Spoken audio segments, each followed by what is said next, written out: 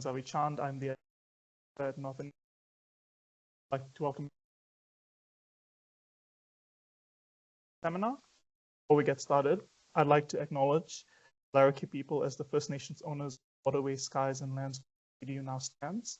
The Pacific person, I acknowledge and honor the Strait Island have to their lands and sea. I pay respect to the elders, laws, customs, and spirits. I recognize that this always was and always will be Strait Island, the land, that sovereignty was never ceded, and that the fight for justice continues. Today, we also mark the beginning of National Reconciliation Week. The theme, All In, calls for all Australians to commit wholeheartedly to reconciliation every single day. I acknowledge my presence as a non-Indigenous Australian on unceded land, and I implore all of us to commit wholeheartedly to reconciliation every day. I'll begin introducing Brendan. Brendan Sideleau is a PhD candidate at CDU, researching saltwater crocodile attacks on humans across the entire range, with a focus on attack hotspots, victim demographics, contributing factors, and mitigation strategies. A member of the IUCN SSC, Crocodile Specialist Group since 2012, Brendan created CrocAttack, the worldwide crocodilian attack database formerly known as CrocBite in 2010. He has worked on human crocodile conflict projects in Indonesia, Papua New Guinea, and Timor-Leste, and delivered a TEDx talk on saltwater crocodile attacks at CDU in 2025. Today, he is going to be presenting Understanding and Mitigating Saltwater Crocodile Attacks on Humans in Indonesia. Indonesia reports more saltwater crocodile attacks than any country worldwide, yet national scale analysis has been limited until now. Brendan presents a comprehensive dataset of 1,217 attacks from 2016 to 2025, highlighting key provincial hotspots, demographic patterns, and the socio-ecological factors that shape risk. The findings make one thing clear: mitigation must be tailored, not uniform. Brendan is open to taking questions online and in the room after the presentation. For those online, please add your questions to the Q&A section of the Teams webinar. Thank you. Now I'll be welcoming Brendan. Thanks, everyone. Thank you. Thank you, Kevin. I'd also like to acknowledge the Larrakia people. I don't know the rest of that part of it, but I would like to acknowledge them nonetheless. So thank you for coming, everyone, both online and here in person. So today, yes, I'm going to be talking about saltwater crocodile attacks on humans in Indonesia. So, of the 26 species of crocodilians currently recognized by the IUCN Crocodile Specialist Group, only 9 have been deemed responsible for human fatalities over the past decade, 2016 to 2025.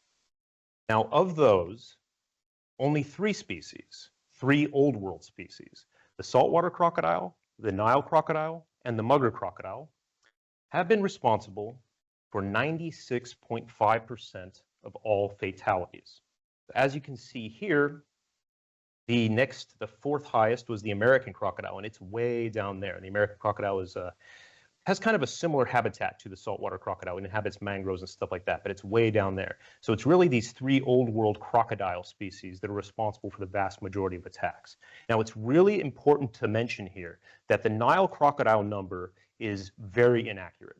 The rest of the numbers are pretty close. There are a lot of saltwater crocodile and mugger crocodile attacks that go unreported, but not nearly as many as the Nile crocodile. The Nile crocodile is probably responsible for more deaths than both of the other species combined, estimated at least 400 humans annually, but most attacks go unreported. The mugger is estimated at about 40 to 50 annually, and the saltwater crocodile is estimated at somewhere between 150 and 200 deaths annually, mostly in Indonesia and Papua New Guinea. Okay, so some basic saltwater crocodile information. Most of you are going to know this, but some of you may not. So the saltwater crocodile is the largest living crocodilian species. It can exceed 6 meters in length on very rare occasions, but most of them max out at around 4.5 meters. The common name is very misleading. So saltwater crocodiles are not marine animals at all. They need fresh water to survive. The highest densities are found in tidal rivers and in freshwater swamps. They get their name because they have a seafaring capability that is allowed due to salt excreting lingual glands that they have on their tongue. Now, these glands allow them to move between islands and move between countries, which has allowed them to become the most widest ranging crocodilian species in the world. So here is the historical distribution of the saltwater crocodile. There's a little bit you can't see here, but the Seychelles, which are off this map somewhere over here, off the coast of East Africa, used to have saltwater crocodiles. Up until really the last 30 years, they believed these were Nile crocodiles, but they did morphological analysis of the skulls, and they did DNA analysis just this year, and they found that indeed they were saltwater crocodiles. So there used to be a breeding saltwater crocodile population in the Seychelles. It was eradicated shortly after the arrival of Europeans in about 1819. Eradication in China, it's hard to say when it happened. It was definitely pre-20th century. It may have been as far back as the 13th century. But what happened is after the Song dynasty, people moved southward, and they reported the crocodiles became rare after that. But they probably would still be in China today if it weren't for that. The Pearl River Delta near Hong Kong was a particular hotspot that we know about. So you can imagine saltwater crocodiles in Hong Kong. They're native. So, and you're going to learn about a few other places where they are indeed native that they are now extinct. But the big hunting occurred post-World War II. During that period, there was a lot of unregulated commercial hide hunting, and that pretty much almost wiped the species out range-wide. Here in the Northern Territory, they were reduced to about 3,000 non-hatchlings, a very low number. But in other areas, they were eradicated entirely, or they were reduced to non-viable populations. And protective measures implemented between the 1960s and the 1980s, of course, here in the NT, it was the early 70s, allowed the species to recover to some degree. Talk about a little bit of those recoveries now. So the most substantial recoveries actually occurred right here in the Northern Territory. Today, we have somewhere between 100 and 120,000 non-hatchlings. I keep saying non-hatchlings. I'll go over what that means later and why it's important. But yeah, we have between 100 and 120,000 non-hatchlings. And that is actually more than a quarter of the entire global population of wild saltwater crocodiles is right here in the top end. And that's not overpopulated. That's just a healthy population. It's a pre-exploitation population, which is kind of the goal, but a lot of places that's just never going to happen, including Queensland. Modest or unknown recoveries in other areas. For example, Malaysia, parts of Indonesia, even parts of New Guinea. Crocodiles have recovered, but we don't know how much. Densities vary wildly based on surveys. The surveys lack consistent methodology or correct methodology, so we really don't know what the status is in most of these areas. And they are unfortunately extinct in Cambodia, Thailand, Vietnam, and possibly even Vanuatu. There hasn't been an update from Vanuatu since, I believe, the early 1990s. So nobody really knows what their status is there. There was a dead crocodile found in 2015, but yeah, we really don't know in Vanuatu. And the situation is really dire in mainland Asia, as you can see. So I should probably tell you the dark green implies present. Now, just because it's dark green doesn't mean there's a lot of crocodiles there. It just means there's some resident population breeding. The light green, kind of yellow, that means we don't know. There are crocodiles reported. We don't know if they're breeding, if they're resident populations, or if they're just individuals that are moving in. The orange means extinct. So as you can see, the Asian mainland is really bad. And if you see this tiny little green spot that I'm pointing to with the cursor, wait, is the cursor showing up? It's not, that's it. Oops, no. How do I go back? Oh, here we go, down here. So I guess I'll have to point it to you people in the room. So it's right here. That's Bhitarkanika National Park. In that one national park, there are more crocodiles, likely more crocodiles, than the entirety of the rest of mainland Asia, just in that one little dot. And they are having severe crocodile attack problems in that area because the park is very small, and now the crocodiles are actually, they've reached carrying capacity in the parks. They're moving out, and they have nowhere to go because the human population pressure. And so the whole rest of mainland Asia is mostly been eradicated. You have little populations here and there in Myanmar, Sundarbans, but these are very small and prone to extirpation. So if, you know, within the next 20 years, I don't know what the future is for the saltwater crocodile in mainland Asia. And this is all just to illustrate, that saltwater crocodile conservation is more than just management at this point. It is a conservation problem. So now we're going to go into the attacks finally, yes. So reports of attacks have increased dramatically in the 21st century, but it's important to point out these are reports. It doesn't necessarily mean that attacks have increased dramatically. They almost certainly have in many areas, but possibly not everywhere. India, Malaysia, Solomon Islands, Timor-Leste, these are some of the locations that have really reported massive increases in the number of people being attacked and killed sometimes by saltwater crocodiles. And Indonesia consistently reports the highest numbers of attacks. So, study area. So, Indonesia is the 4th most populous nation in the world. More than half of that, I think it's 55%, reside in Java, which is one of the most densely populated islands in the world. About 9% live below the poverty line, but this is much higher in rural areas. We couldn't get a rural number. The rural population generally lacks access to water, sanitation, and hygiene, which is WA.S.H infrastructure, meaning they have to bathe in either waterways or sometimes in pools and stuff like that. They need to collect water for washing dishes, cooking. It comes from the rivers. It comes from rivers that have crocodiles in them. And they often depend on the natural waterways for their livelihoods, for fishing. And when they fish, they don't use big boats. They're in the water up to their waist with nets. And you have struggling fish, struggling crabs. That's a real crocodile attractant. So data collection. All the data for this paper was actually sourced from the Crocotac database, which I started this version in 2023, but it used to be called CrocBite. It's been around since 2013, and I started collecting data in 2010. And basically, I collected the data from a variety of sources, including news media articles, and getting those secondary verification from Indonesian authorities. Sometimes Indonesian authorities would actually send me data if they've done the research themselves and collected the data in areas that I just couldn't get to. And in a few places, I actually went myself with the Indonesian government to collect data, specifically in East Nusa Tenggara province, which was really a hot spot for a few years. It's kind of gone down since then.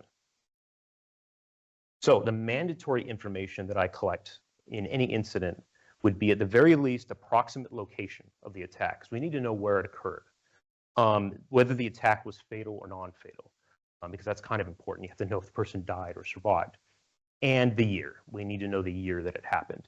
That's the minimum required for an attack to actually be logged in the database. Because sometimes we have people say, yes, somebody was killed, it was within a 10-year period, and never really use that. And the preferred information is everything else: victim sex, victim age, victim activity when they were attacked. That's a really important one.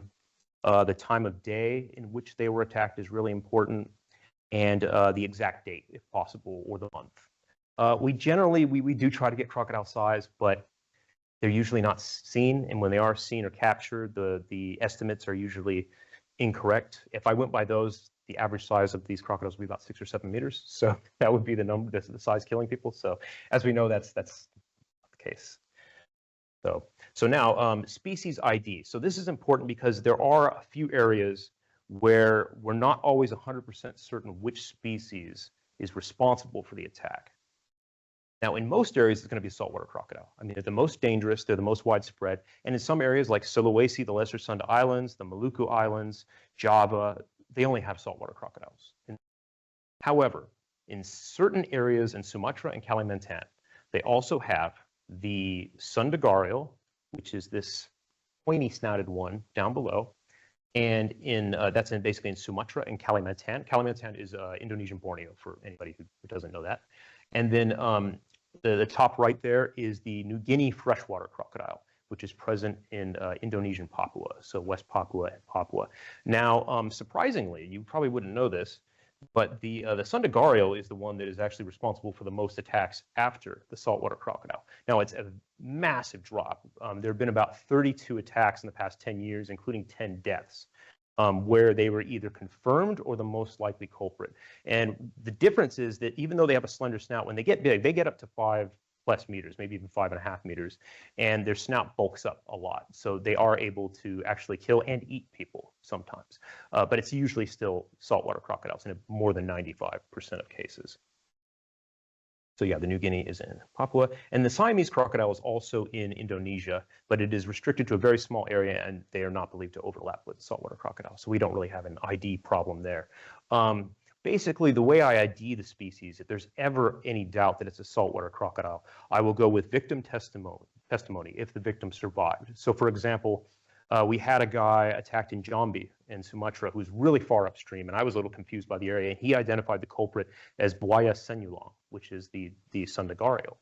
And his bite had a sort of long, kind of straight, I'm like, okay, yeah, that's a Sundagario. And then there was a fatal attack on a child where they actually found the animal with the child in its jaws swimming around, which is not typical behavior for that species. So something is happening there that's changing behavior. And then sometimes we don't have anything to go by except what species are captured or photographed most often in the area. So I'll go through years of news articles, talking to people who've done surveys there, and if all they are seeing is tomistomas and no sign of salties, then I'll tentatively put it as a tomistoma attack, especially if it's 800, 900 kilometers upstream. Saltwater crocodiles can get that far upstream, but it really depends on the area. Okay, so spatial classification. So I apologize for the bright colors. I had to come up with something to kind of show how we split it up. So in addition to looking at the provinces, for a lot of the chi-squared analyses, we needed to split it up into regions because of sample sizes. So split it up into Sumatra, which is 10 provinces, Kalimantan, 5 provinces, Sulawesi, 6 provinces, Maluku Islands, 2 provinces, one of which is called Maluku, which is very confusing. The Lesser Sunda Islands, which is East Nusa Tenggara and West Nusa Tenggara, and Papua. Now for Papua, we used the 2 provinces prior to the 2022 split. After 2022, they split into 6 new provinces in Papua. And I decided to go with the pre-2022 simply because that was going to reduce our sample size dramatically for each province, because we already have a real lack of data from Papua. And I'm going to go into that a little further because Papua is a dark zone for data. Everything else is good, but Papua, we have some problems. So I kept it at that. And then for Java, attacks only occurred in 2 provinces, Banten and West Java. So we only included the 2 provinces in that. So victim activity classes. So these are whatever the victim was doing when the crocodile attacked them. So fishing-related attacks were anything involving the harvesting of fish, crustaceans, mollusks, octopi, and echinoderms, which is like trepang. It's a big, big thing, obviously, even off the coast here. So that was anything fishing-related. Domestic and subsistence water use. I used to have this as WASH related, W.A.S.H, the acronym, but some of my co-authors really didn't like that. So we just decided to go with domestic and subsistence water use. That's bathing, personal bathing, washing clothes, washing dishes, anything domestic water use, basically. Non-fish resource harvesting. And this is really big in parts of Indonesia. You've got sago harvesting, oil palm plantation harvesting, tin, sand, timber, any of that stuff. So anything that isn't related to fishing. And other. Now, I originally had these in 2 different categories, but we found that the sample sizes were so small, it really didn't make any sense. So this includes leisure activities, which would actually be the dominant activity class here in the top end. But in this area, it's a very, very tiny amount. And then traversal, which is generally crossing rivers. Crossing rivers was quite common, but that was it. So by itself, there wasn't a large enough sample size to actually do any statistical analyses. So I kind of grouped it in there. Victim age groups. I hope this isn't too gory of a photo for you. This is a man that I met in Bangka-Belitung, coast of South Sumatra, and he had his arm removed by a crocodile in Bangka about 4 years ago. And he was still supported crocodile conservation. He wants the tin mines closed, is basically what he's blames it on them. And this photo is of 2 kids that I saw in this boat in a mangrove area where they've lost about 20 people in 5 years. So I was just, I was seeing the kids playing. I was like, I just wanted to get them to be like, get out of the water. But can you do? And so the victim age groups were, we based it on the Indonesian Ministry of Health classifications. Because I was, at first I just had basic 0 to 10, 11 to 20, but I figured I might as well base it on something in Indonesia so they can actually use it. So anak refers to children. Strangely enough, 12 to 25 is remaja, adolescents. 26 to 45 is dewasa, adults. Now the following two are going to be a little triggering even for myself. Apparently 46 to 59 years is pre-elderly or pra-lancia. So I'm getting pretty close to that myself. And then 60 plus is considered elderly, lancia. So these are the Indonesian classifications, not mine. But so that's what we went with for the analyses of victim age groups. Time of day, this is just basic stuff. None of these crocs are from Indonesia, just we had, basically early morning, morning, afternoon, and evening. We decided to break it down to 4 time periods, which is similar to Ghani et al. 2022 from Sarawak, Malaysia. He kind of broke it down the same way, and I figured similar region, Greater Sundas. I think it's a good format. So briefly go over the data analyses because I know this is kind of monotonous. So we modeled the total fatal and non-fatal attacks using Poisson. General linearized models, and we tested monthly and time of day using chi-square goodness of fit tests. We tested sex by activity class and region using chi-square test of association. So the national tests involved all regions. We just used the national data. So if we were looking at the activity of the victim at the national level, we just used everything. However, we did the regional tests. We omitted Java and Papua because they would violate Cochrane's rule. For chi-square tests, and we wouldn't have gotten anything useful out of it. So we omitted them from the regional statistical analyses. But I'll tell you now, just because it's easy, Java, all of the victims were fishermen, every one of them, and they were all men, all of them. So that's easy. Papua, again, is a place that really needs to be surveyed. So we included it in the national just because it's all the attacks from Indonesia, but really Papua is going to be very inaccurate. And I'll talk a little bit why in a little bit. Okay, so now finally to the results. So for the 2016 to 2025 period, we recorded 1,217 attacks in Indonesia, 588 of which were fatal. So keep in mind, over the same period, we've had 11 deaths here in Australia and only 3 in the top end, despite having more than a quarter of the population. So it doesn't compare. Attacks were recorded in 29 of the 34 provinces, but there were no attacks recorded in Bali, Central Java, East Java, Jakarta, or Yogyakarta. And I'll go over why later during our discussion. So spatial temporal trends. So 50%, half of all attacks occurred in just 6 provinces in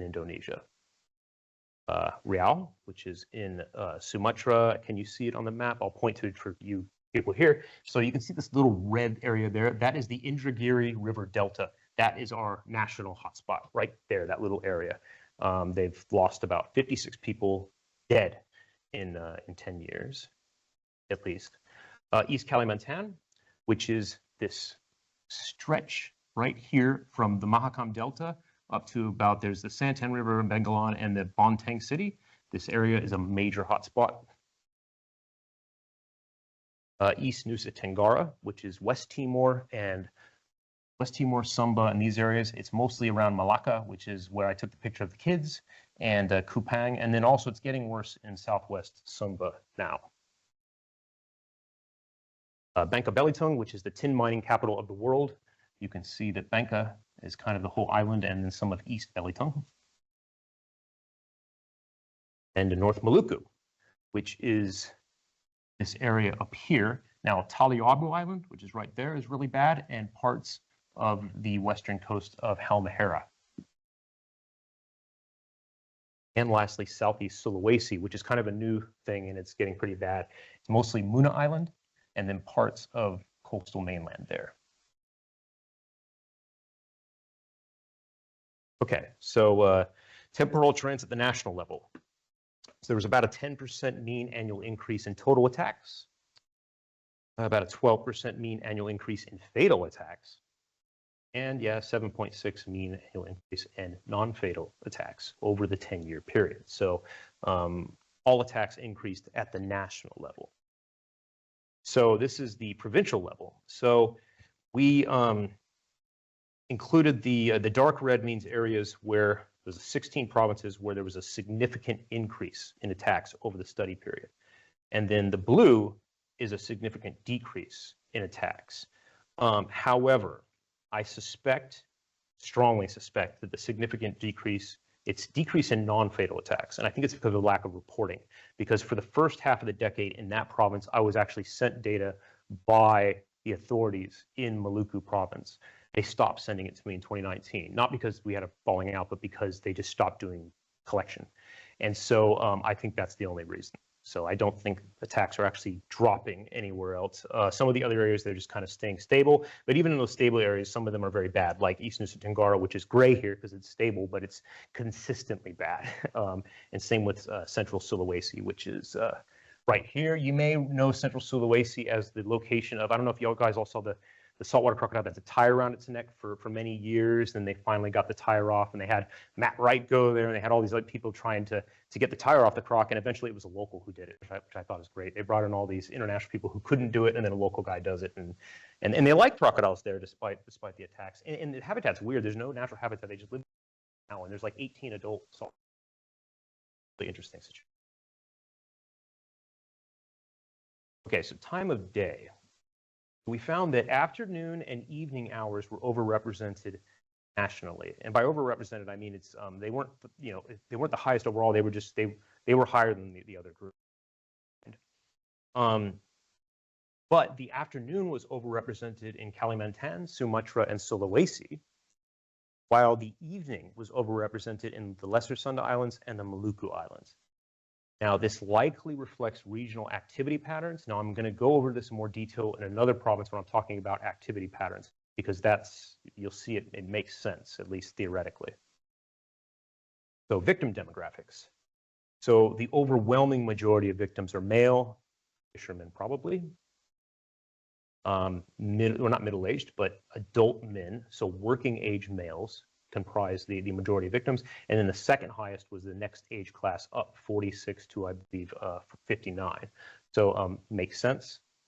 And then, unfortunately, children had the highest fatality rate. Now, children did comprise the smallest proportion of victims, thankfully, but their fatality rate is 68.2%. And that is due to their smaller body size. And generally, at that size, the range of crocodiles that can successfully prey upon them increases dramatically. Now, Yusuke Fukuda, whom some of you may know, he did a study called Dead or Alive, looking at the how crocodile size and human size and position in the water influences fatality rate. And the smallest crocodile that was responsible for a fatal attack on a child here in the Northern Territory was only 2.35 meters. I believe that was at Magella, is it Magella or Magella Creek? Magella Creek? Yeah, in Kakadu. Yeah, you know what I'm talking about, the location in, I think, 2012 or 2013. And, but in like the US with the American alligator, the smallest alligator responsible for a fatal attack on a child was only 1. So children, the rules change completely, and that's why the fatality rate is much higher. So victim activities. So fishing-related activities comprised almost 50% of all attacks, 48%. Domestic and subsistence water use were 31%. So combined, that's pretty high, both of those. And then non-fish resource harvesting was a little further down, but there were some important hotspots in Sumatra that we'll talk about. So yeah, in Kalimantan, Malaysian or Indonesian Borneo, was the only area where domestic water use actually exceeded fishing attacks. I believe it was 44% domestic water use and only 33% fishing, as opposed to the 48% fishing nationally.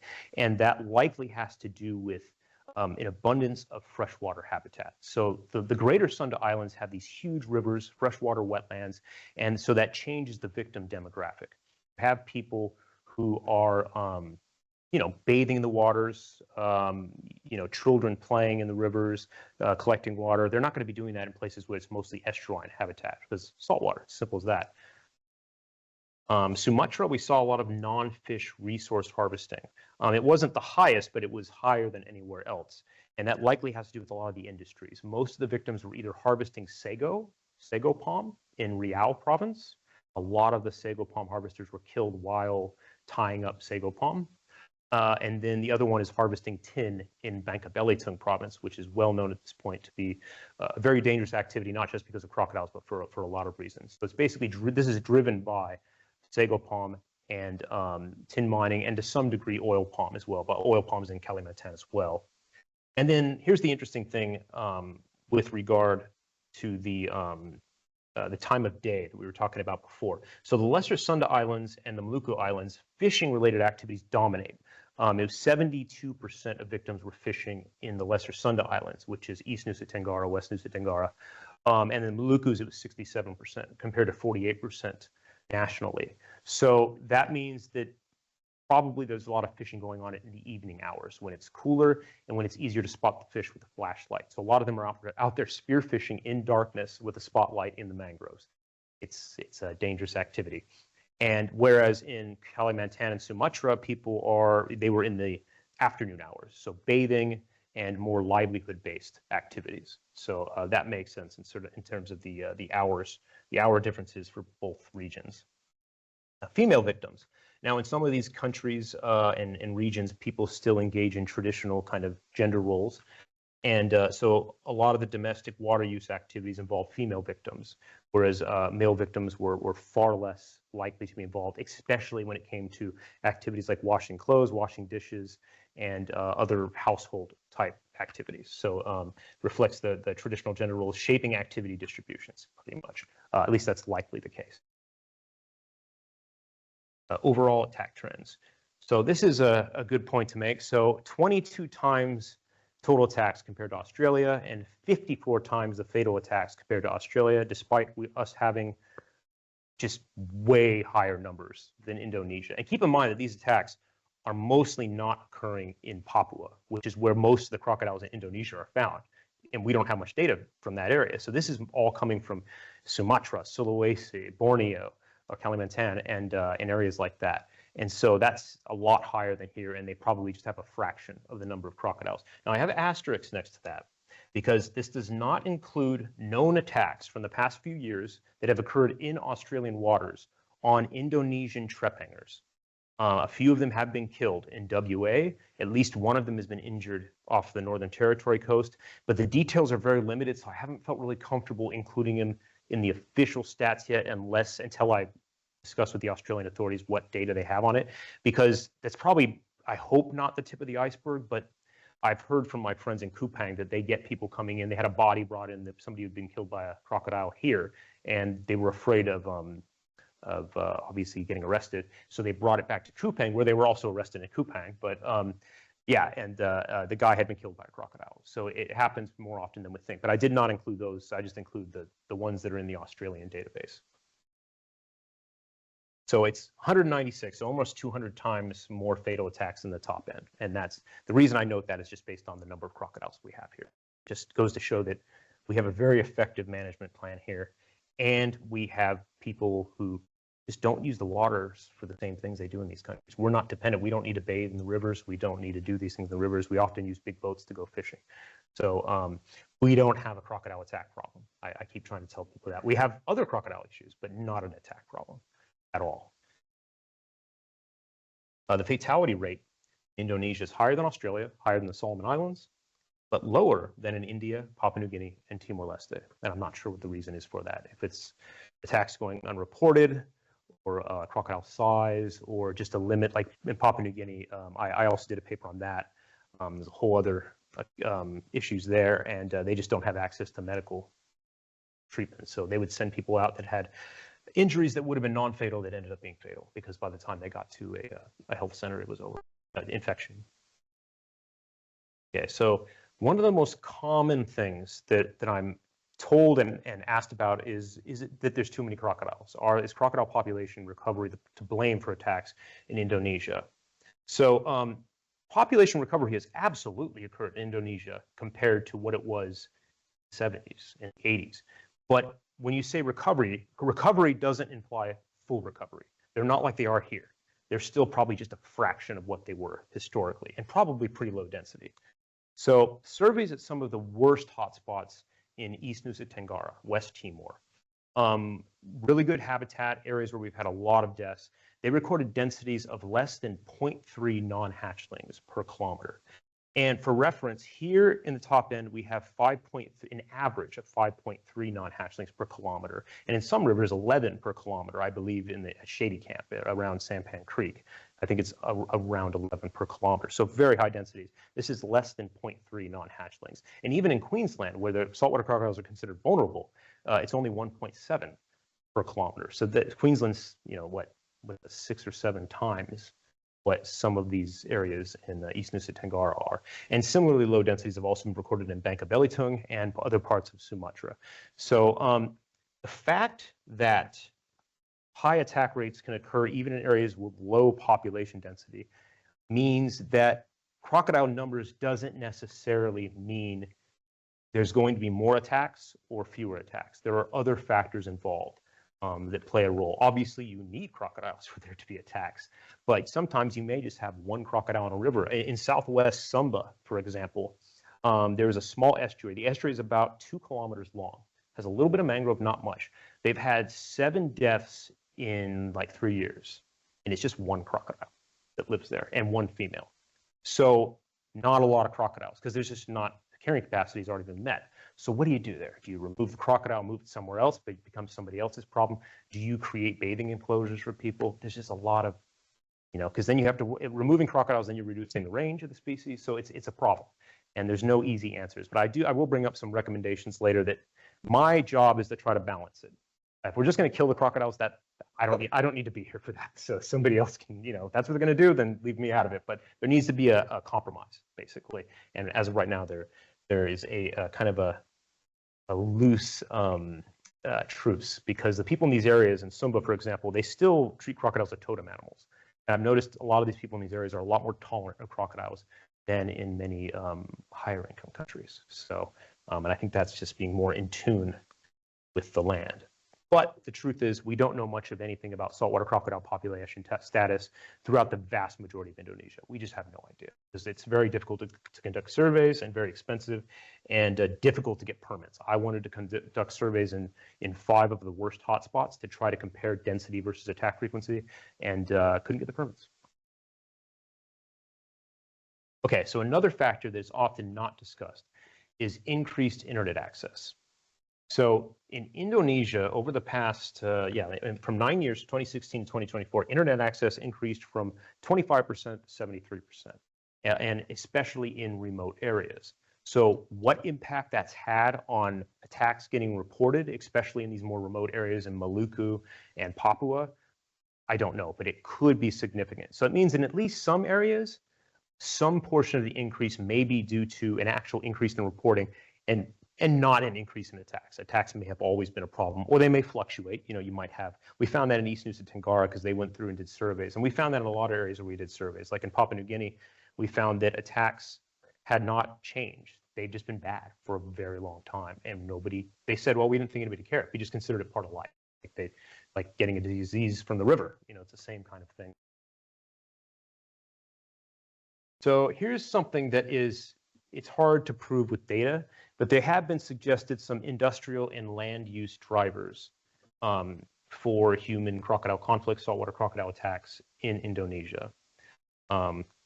So in Bangka-Belitung, tin mining has been suggested as one of the major drivers, because what happens is after they're finished mining, they develop these basically pools, excavation craters called kulongs. The kulongs fill with water either during the rain or during flooding from nearby rivers. Crocodiles move into them.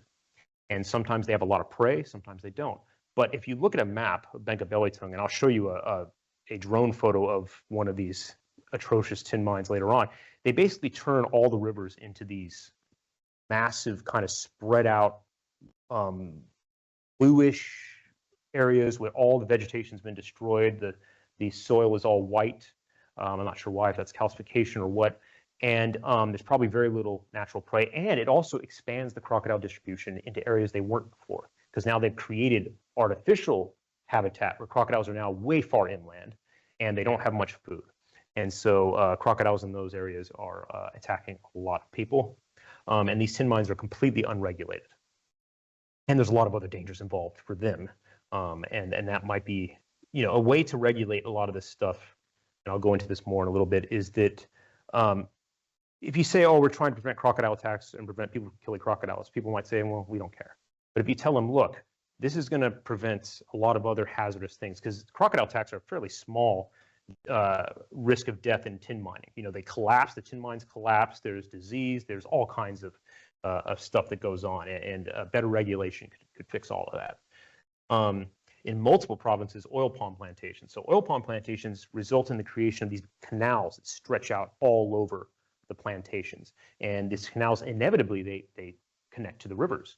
And saltwater crocodiles will go up into these canals. Tomistomas, the Sundagarya, are generally a little shyer. But salties, they're like, oh, I found a new food source. I'm going to go up in there. And the plantation workers, they bathe and they fish in these canals because the oil palm plantation companies, despite their billions, can't seem to give their workers safe places to bathe or go to the bathroom or do anything else like that. So these guys get attacked a lot. Nickel mining has been suggested by the local people as contributing to attacks in central and southeast Sulawesi. They claim that it has poisoned the river, polluted the river, and depleted fish stocks, which has driven crocodiles towards human prey. It's possible. I don't know how much truth there is to it, simply because a fact that a lot of people don't like to admit, and it's not a bad thing, but it's just a thing. Saltwater crocodiles and non-crocodiles eat people. We are food for them. I mean, they have eaten us as far back as our primate ancestors, going back millions of years. It's just a continuous thing. Now, they prefer fish because it's easier. They're opportunists. They want easy food, but we are on the menu, just like any other primate. They eat orangutans. Orangutans are a lot stronger than a human, so they're not going to, they don't look at us and go, oh, as a human, that's not part of my natural prey thing. So humans are natural prey. So when people say humans are not natural prey, it's not entirely accurate. But they can learn. So the more they do it, they may, so. East Kalimantan. So this is a big one. Nusantara is the new Indonesia capital. They are moving the capital from Jakarta to East Kalimantan. My concern with this, there's a lot of concerns from an ecological standpoint, but one of my main concerns is crocodile attack increase, and we've already seen a dramatic increase in East Kalimantan. So in 2025, 17 people were killed just in East Kalimantan alone, just in 2025, which is more than the entire 5-year 2018 to 2022 period alone. And then it increased to 11 in 2023, and then went down to 8 2024, now up to 17. And this year so far, I think we've had 10 already, and we're not even halfway through. So what role Nusantara plays in this? Correlation doesn't equal causation, but they're building it right next to crocodile habitats. And not all the attacks have occurred in that area, but I don't know what kind of population increase has occurred. And also, a lot of the population is being moved from Jakarta, where crocodiles are native, but they're largely extinct. So the local people in Jakarta are not aware of the risk. So they're going to be going down to the rivers having no idea what they're getting into, because I highly doubt they're giving them education classes before they go. So crocodile education. So waterway dependency. So this is the big driver of saltwater crocodile attacks here, and really the main driver globally in lower and middle income countries, not high income countries, but in lower and middle income countries. And that's because 78% of the incidents involve direct dependency on the waterway, and really all of them do to some degree, with the exception of there's been a few leisurely attacks, but it's mostly due to subsistence, water use, and fishing, livelihood or subsistence fishing. So yeah, domestic attacks reflect the absence of piped or pumped water. And yeah, fishing is overwhelmingly livelihood, subsistence-based. So island regions, Lesser Sundas and Malukus, fishing dominates because there's probably limited freshwater habitat. There's a lot of marine fishing going on, 72 and 67% in those two regions. Kalimantan, domestic water use due to the large tidal rivers I mentioned, and Sumatra reflects these sago and tin mining, Bangka-Belitung. So now I'm going to go into those attacks I mentioned at the beginning, where I mentioned there were no attacks in Bali, Central Java, East Java, Jakarta, and Yogyakarta. So this is a point where I really wish the cursor worked on here to see it, but I will show it for you guys here. So they've either been extinct or rare in these provinces. Now, one thing people may not know is saltwater crocodiles are native to Bali. and they've only been gone for about 70 years. They were hunted out, and there's very little habitat left for them, but they are native. And I have records from the 1930s of them eating people in Jembrana and around Kuta, actually. So they definitely were there.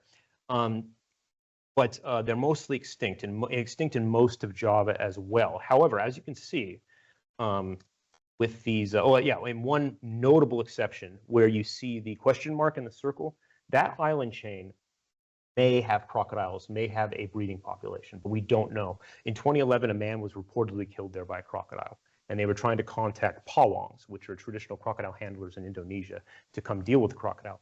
Never got any updates. I cannot get any updates from that island. I don't know what the reason is. It seems a little hush-hush on that island, but they claim there are crocodiles there. If that's the case, that would make a lot of sense for where the crocodile is showing up in Bali might be coming from, and from Lombok, as you can see next to it. I'll go over that in a little bit, because it's only 120 kilometers north of Bali, and it's near Madura, so there could be crocodiles there.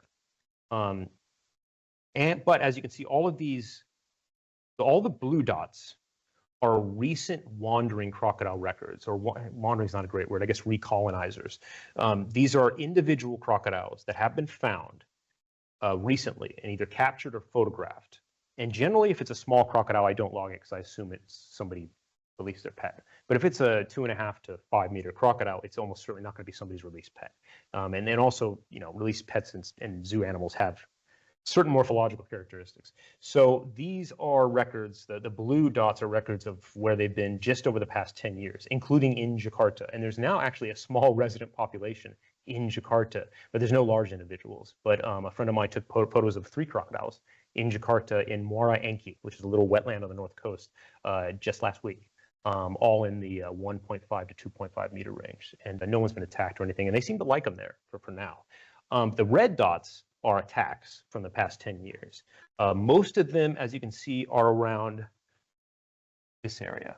Now, this right here is a place called Ujung Kulon National Park. We've always known saltwater crocodiles have remained there in very low numbers for forever.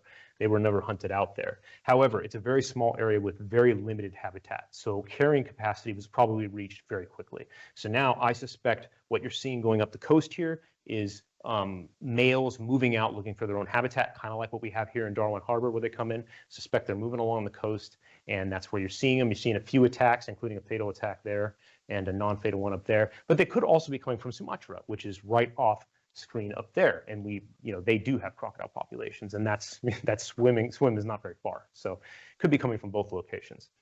And then I will talk about this stuff in the next one. So recolonization, that's the question. Are they recolonizing historical habitat? So attacks increased in Banten, which is that there was actually no attacks in the first half of the decade and 16 in the last 5 years, including 3 deaths. Single non-fatal incident in West Java. So there's now appears to be a small resident population along the southern coast of Lombok, where 3 attacks have happened, including 1 fatality. After the fatality, this crocodile on the bottom here was captured. They said that the locals had been feeding him at a place called Along Bay, which is on the southern coast of Lombok. He's 4.6 meters. We're feeding him fish from the jetty, bad idea, and a spear fisherman was killed by him. And they captured him, and now he's at a zoo in Mataram, so they didn't kill him. The croc on the top was captured on Legion Beach in Bali. Has anybody here been to Legion Beach before? So it was during the day. There were hundreds of tourists on the beach, and that crocodile on the top showed up on the beach and scared everybody. It was about 2.6 meters. Unfortunately, the people who caught it didn't realize crocodiles need water. She, I think it was a female, she dehydrated and died. But that is clearly a wild crocodile in Bali that has moved in from somewhere else, either from Lombok or knows where. Not likely to be Australia. And then limitations. So this is some limitations of the study. So Indonesian Papua is believed to hold the largest crocodile population outside of Australia and Papua New Guinea. Only 2.5% of the attacks we recorded were recorded from there. Now, it is true that, as I said earlier, high crocodile densities does not mean you're going to get high attack frequency. However, this map here is from our surveys we did in Papua New Guinea in 2024 and 2025. Now, initially Papua New Guinea just had a couple little dots. Now it looks like this. We found that only 6% of attacks that were reported in the news media. The rest were collected from interviewing villagers. So apparently attacks are widespread in Papua New Guinea because people still really heavily depend on the water. And again, we encountered people saying that we didn't think anybody cared because it's just part of life. We don't. Some of them didn't even. They were just like, it's just part of life, you know. Especially in the CPIC, they were like, yeah, we need crocodiles. Because they're an intimate part of their culture, and they have sustainable use. They hunt crocodiles, but they do it in a way. It's a give and take type of thing. Like we kill them sometimes, they kill us sometimes. And at least that's that's the gist we got from the interviews. On the other parts of Papua New Guinea, there's some other differences. Sometimes they believe that black magic is involved, and they actually believe people can turn into crocodiles and kill people out of spite. And we did encounter one time where a man was actually jailed and was in prison for turning into a crocodile and killing a woman who spurned his advances. And that was a year ago. So yeah, still stuff like that happens. And of course, status in the Kangean Islands unclear. Attacks may also go unreported in the Aru Islands and Waitar Island, which Waitar is just north of Timor. And we know attacks do happen there. And there's another lake there, kind of like Lake Irularo. So there were attacks there. Okay, so this is what I recommend. First and foremost, spotlight surveys. In order for any management plan to be sustainable, and in order for sustainable use to actually be sustainable, we need to know how many crocodiles there are, and we need to know where they are. That's just a simple fact. Otherwise, it's not sustainable. So it's very impractical to do a countrywide survey of Indonesia. It's massive. You've got all these different cultures, all these different waterways, and some waterways are very difficult. So I recommend prioritizing high conflict zones and the good areas of habitat near them, because they're either living in the high conflict zones or they're moving from nearby areas of good habitat. As I said, some of the surveys conducted so far have done that and have found low densities, but we don't know. We need to know the whole country in these key areas. Consistent methodology. So I don't want to, first I'll go into the non-hatchling. So basically, we count non-hatchling. We will count hatchlings in surveys as well, but we don't include them in the densities. And the reason is crocodiles, a non-hatchling is any crocodile over 0.6 meters. So anything under 0.6 meters is considered a hatchling. And they won't survive. Most of them won't survive. So if you go out and do a survey and you don't count that, you may be falsely inflating the number of crocodiles that are there. You may say, oh, I have 19 individuals per kilometer, but they were all hatchlings, or like you had 2 adults, so you actually don't have that. So it's very important to report both numbers. And this is something I initially had a photo that might have been. I didn't want to insult any authors of other papers, but I did. There's a few papers I've read recently from Indonesia that had some really bad methodological errors, and I really wanted to point out. They had a photo. So the survey was on the New Guinea freshwater crocodile in the Mamberamo River Delta, which is on the northern coast of Papua. And very pristine habitat. But the survey was looking at the densities of the New Guinea freshwater crocodile.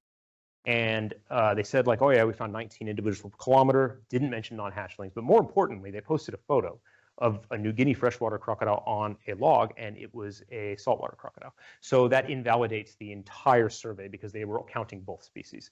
So yeah, so you need to, when you're in these areas, you really need to know the difference between the species. And then I read an older paper by some guys from the US and Australia where they were differentiating based on distance upstream, which is also really not, because saltwater crocodiles can get very far upstream. So they said any crocodile beyond 10 kilometers upstream was the Temistoma, and under 10 kilometers was salty. And I'm like, salties can get 1,000 kilometers upstream. So I really don't, and because they weren't seeing it, they were using eye shines in most areas.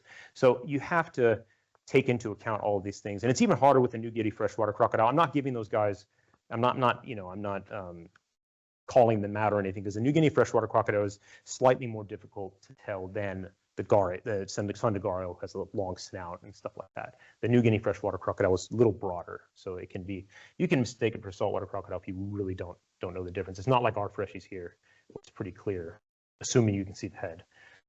So public awareness and education programs, very important, as we know here with CrocWise.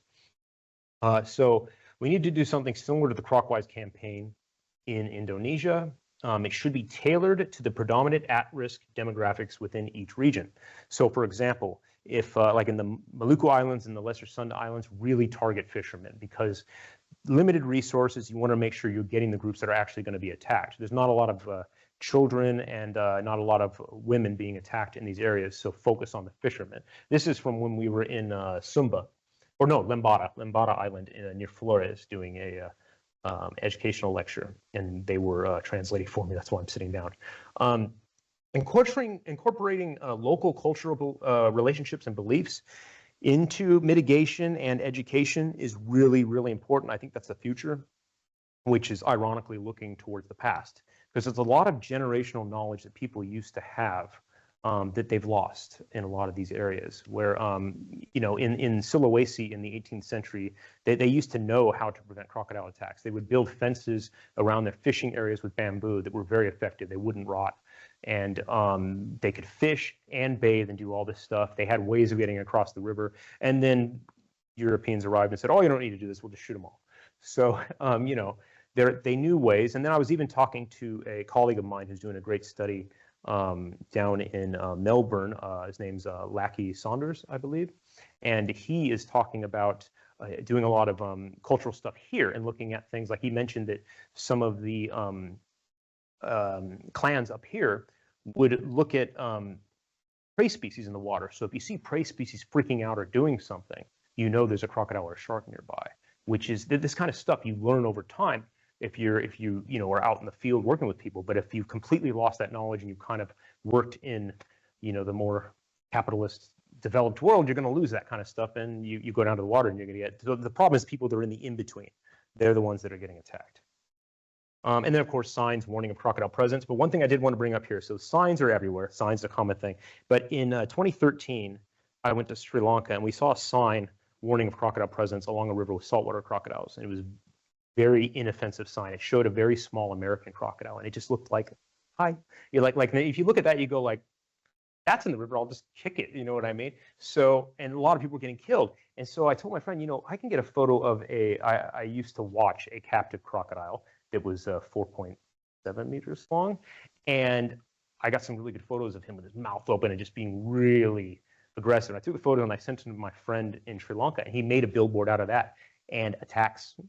Now, correlation doesn't equal causation, but I'd like to think people looked at that sign and said, maybe I don't want to go in the water with that if that's in there.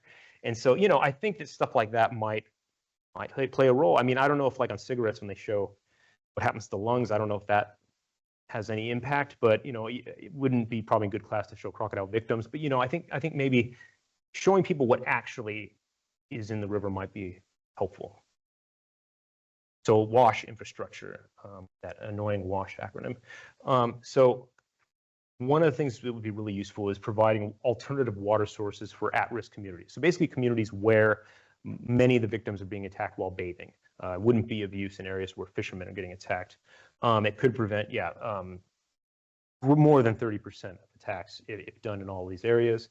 It'd be most useful in the Greater Sunda Islands, specifically Kalimantan, but also Sumatra and Sulawesi to some degree.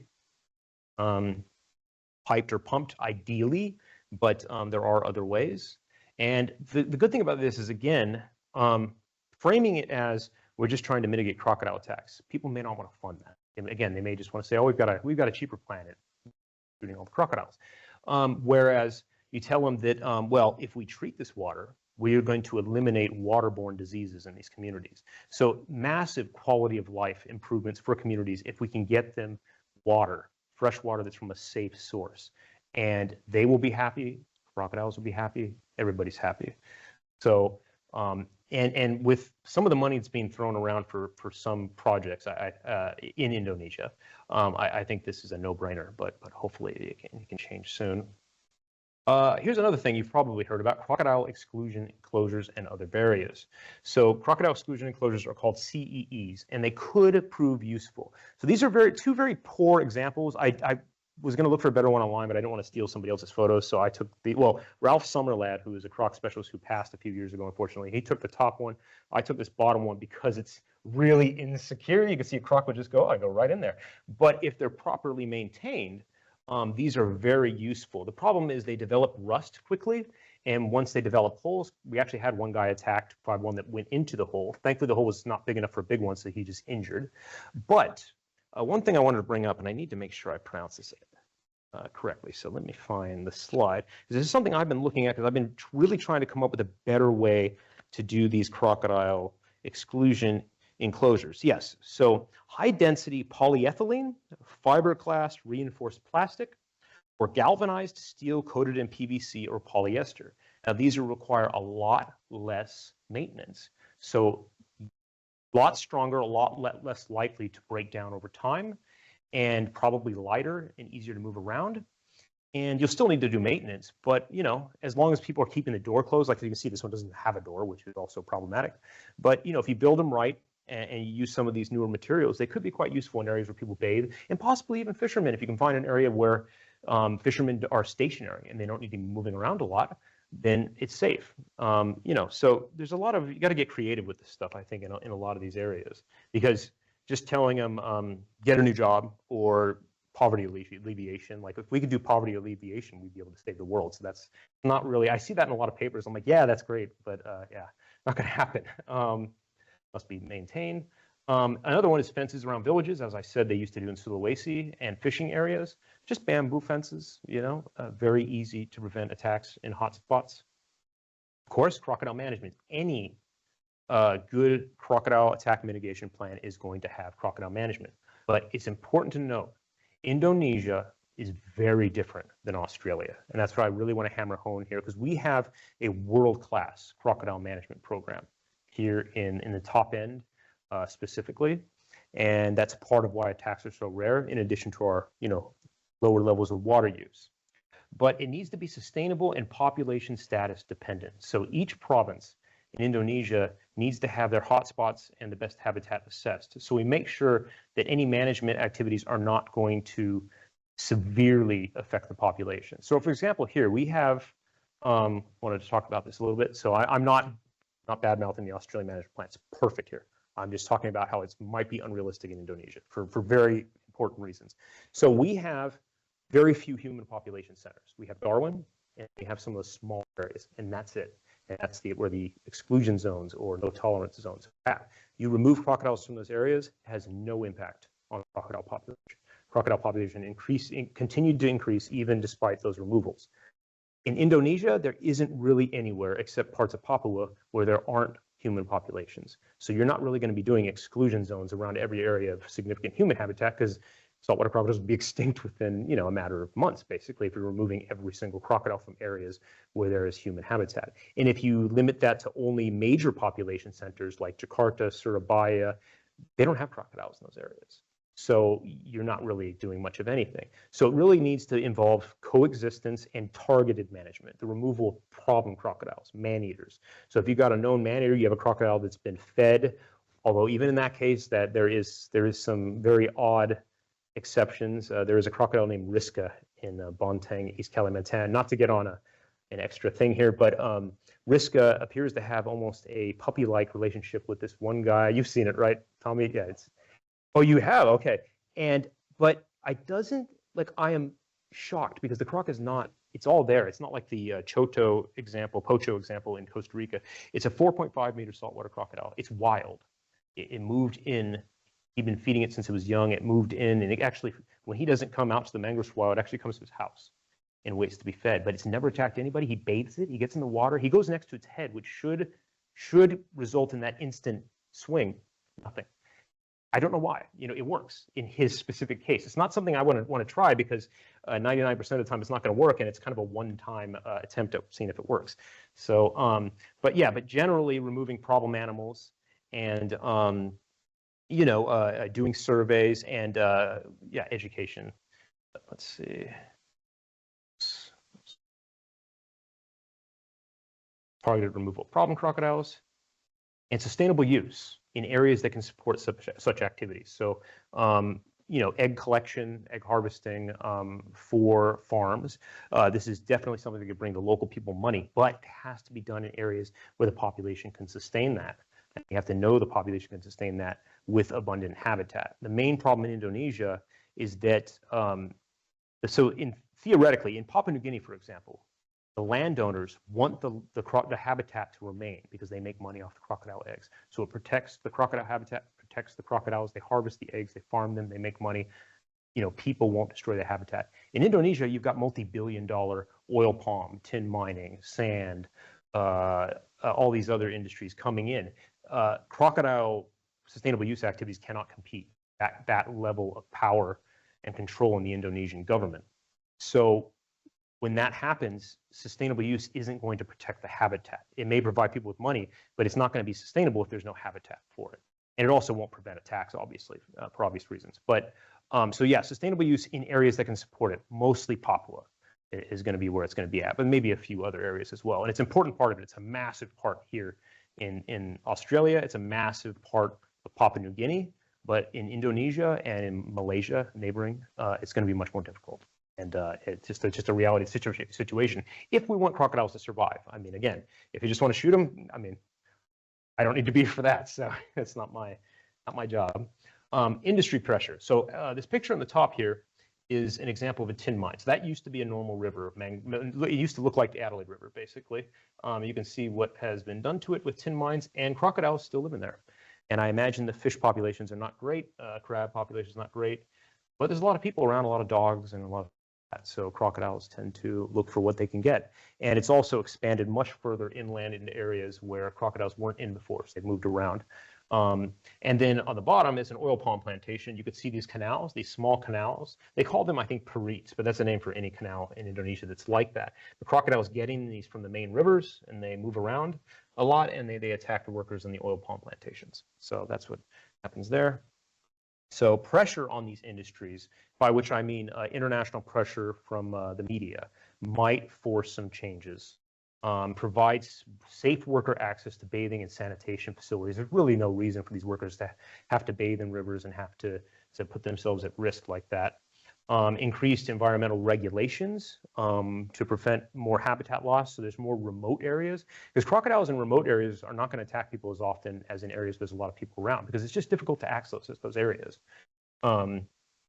Habitat rehabilitation and benefits, again, far beyond crocodile attack mitigation, because I don't think it's a secret at this point, a lot of these industries are responsible for atrocious human rights violations. I had some pushback on a paper I wrote saying like, oh, the palm oil brings in great money for the local people, but does it? I checked it out myself, and apparently they've committed a lot of atrocities against the indigenous people, and really destroyed a lot of their traditional livelihood because they don't want to work on the plantations. They want to continue to live a traditional lifestyle. And so yeah, regulation and really calling them out on this stuff on an international level may improve quality of life for people there, while also reducing crocodile attacks and in the process protecting crocodiles to some degree. Thank you. Yeah, so none of this is easy, but it's a start. So.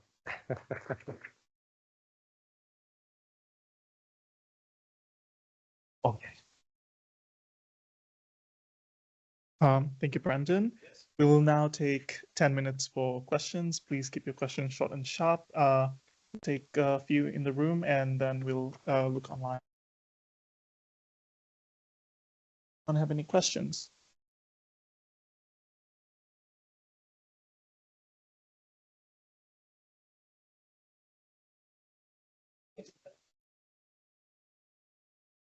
Is that microphone, is it? I just wanted to talk about crocodile conservation, saltwater crocodile conservation. As you know, in Timor-Leste, we both worked in Timor, crocodiles are sacred. People don't go out of their way to kill crocodiles. What's the situation in Indonesia in terms of education, conservation awareness? Are people going out and just killing crocodiles after attacks, or is there developing a conservation awareness, crocodile conservation? It's very regional. So, oh, sorry. Or do I still have? Oh, oh yeah. Yeah, sorry. I can carry it like this. Yeah. Oh, you got it. Okay. So yes, it's very regional. And there are the crocodile totem belief. People often think it's limited to Timor. It's not. West Timor and the rest of East Nusa Tenggara. We encountered it in Sumba. We encountered it very strongly in Lembata. On Lembata Island, we actually encountered an old man who had a crocodile that was about 4.5 meters, living in a little tiny lake next to him. It was wild, but there was no mangrove, and it went out to the ocean every night. And the fishermen came to kill it because they claimed that it had been killing their friends. But the old men came out and said, like, no, that is my wife. You're not allowed to do anything to her. And so there's a very strong, the same kind of cultural belief. Back in the 18th century, they used to actually sacrifice a young girl to a crocodile on Kupang Bay to appease the crocodiles every year. That eventually stopped. But yeah, that area, that belief is very strong in West Timor as well, in Lembata, Sumba. Even in Sulawesi, they believe that when you're born, you have a crocodile twin. I don't know all the details of it. A friend of mine's working on a paper on it right now, but they believe that when you're born, you have a crocodile twin. So that's another cultural aspect. And then in East Kalimantan, they have culture that is very similar to in Timor-Leste. So the fact is, there's a paper by Peter Boomkart, I think is his name. He did a wonderful paper on the history of relations of humans and saltwater crocodiles in Southeast Asia, going back hundreds of years. And he found that belief system or variations of it used to be in Malaysia, all of Indonesia, Philippines. It's just with the arrival of Catholicism and Islam, it more restricted to these remnant zones. But you will still find little elements of it. But yeah, so definitely, interesting thing I've found is that people in a lot of these areas are more willing to accept conservation or other ways of dealing with the situation than people in areas where they're either just industrializing or in some areas like here sometimes. Well, here you get both. You get people who really don't want to kill any of them, and then you get people who want to kill them all. You know what I mean? Whereas I feel in some of these areas, you just kind of middle ground. But like in Malaysia, they're starting to become much more developed. You're getting a lot more people saying, just go out and kill them. We need the money for their skins. And then you get some people who are like, no, we want to work on coexistence. So yeah, it's interesting. And I feel like, 200 years ago, a lot of these indigenous beliefs were much more sustainable, especially in Timor. And, they lived with crocodiles for thousands of years and they never were calling for eradication. So yeah, things have changed, and I think it has a lot to do with cultural changes and stuff like that. But yeah, it's very important, something to integrate. And I mean, there's stuff that goes way beyond crocodiles that I won't go into, but yeah, so.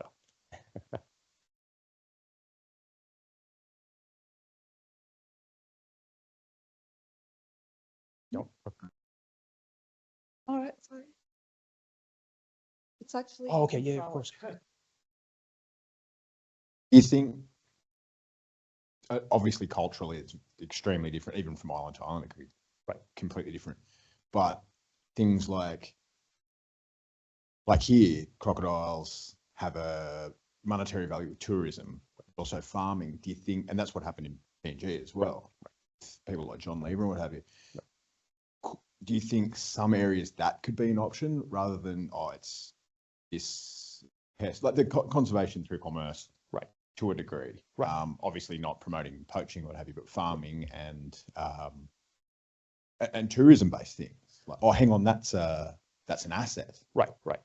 Do you think that it could possibly work in some of these places? Absolutely. I mean, it's being done in Papua New Guinea. It's I believe it's being done in Indonesia and West Papua and Papua, because they've done that for thousands of years, even before Europeans arrived. And then the main problem in terms of utilizing wild eggs and wild crocodiles is just whether there's enough habitat and whether there's enough population. But just as an enterprise, absolutely. And I think they do to some degree in both Sumatra and Borneo, but mostly with captive animals. And it does provide that, but I'm not sure what incentives it's having for protecting habitat and protecting crocodiles, just because of these industries and their money is just, they have a lot of control over the government. I think I meant to say also the wild crocodiles, because it's all very well to, we'll just make another zoo. Right. Ultimately, that's not our, you don't want to catch 7,000 crocodiles and put them in a zoo and they go, there we go. Pay us to see them. It's more again, like how national parks are assets. People want to see it. You don't want to see garbage bins and toilets. You want to see the national park. Right. You want to see the crocodile, like they're doing in India, like they're doing in Sri Lanka. Things like that. And it seems to be getting bigger in those places as well. But obviously, it's thousands of islands, so it's well, it's definitely an option that I talked to them about wanting to do.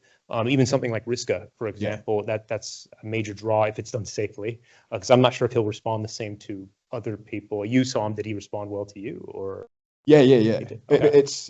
It's odd.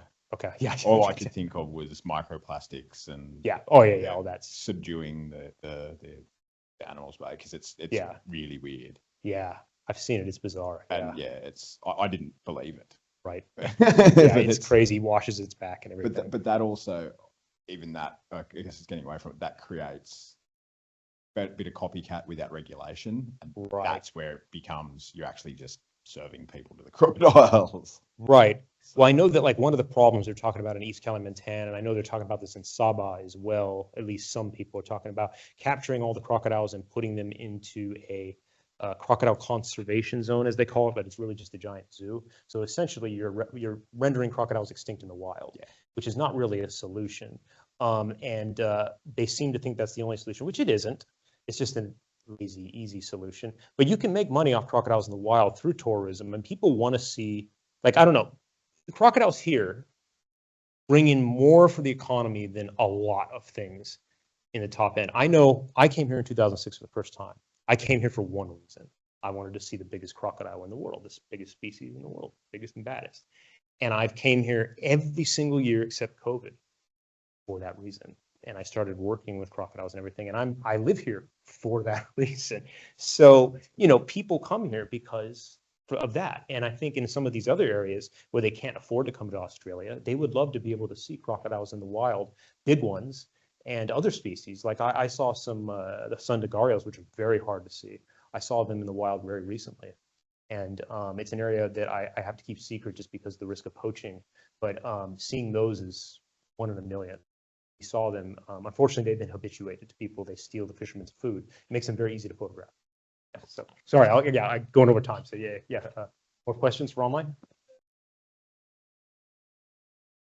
Okay. Oh, you did. Oh, okay, perfect. Yeah. Okay. Yeah. Okay, perfect. Thank you to Brandon for presenting his research, and thank you to everyone for joining us online and in person. If you want to contact him, you can ask him for his email in person or contact the Northern Institute at cdu.edu.au. But yes, thank you all for coming. This was a great seminar. Thank you.